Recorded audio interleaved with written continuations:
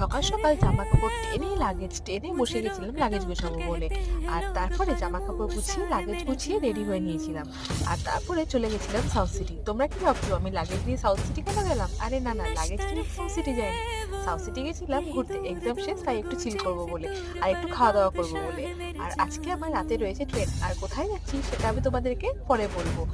আর এখন দেখো আমি ওয়েট করছিলাম খাবার আসার জন্য, তারপরে খাওয়া দাওয়া করে বেরিয়ে গেছিলাম। আর দেখো সাউথ সিটিতে কিন্তু সেই 25 ডিসেম্বরের সাজানোটা এখন অবধি রয়েছে। তো তারপরে বাড়ি ফেরার পথে চলে গেছিলাম মিয়া মোড়ে। অ্যাকচুয়ালি বাবার কালকে জন্মদিন, প্রত্যেক বছর যেহেতু রাত্রিবেলা 12টার সময় আমরা বাবাকে সারপ্রাইজ দিই, তাই ভাবলাম এই বছর এখানে অন্যথা হবে। তাই জন্য এবার ডিসাইড করলাম ফ্রেডি বাবার বার্থডে সেলিব্রেট করবো। আর দেখো এই ফুলটা আমাকে আমার বান্ধবী দিয়েছে, নিউ ইয়ারের প্রথম দেখা হলো তাই জন্য। এখন আমরা রওনা দিয়েছি হাওড়ার উদ্দেশ্যে। আর গিয়েই দেখছি আমাদের ট্রেনটা রিশিডিউল হয়েছে। 10টা 35-এর ট্রেন আমাদের এখন রিশিডিউল হয়ে 12টা 35 হয়েছে। তো চলো এখন আর কি করবো, কফি খেতে খেতে একটু ওয়েট করি ট্রেনে। দেখা হচ্ছে নেক্সট ব্লগে।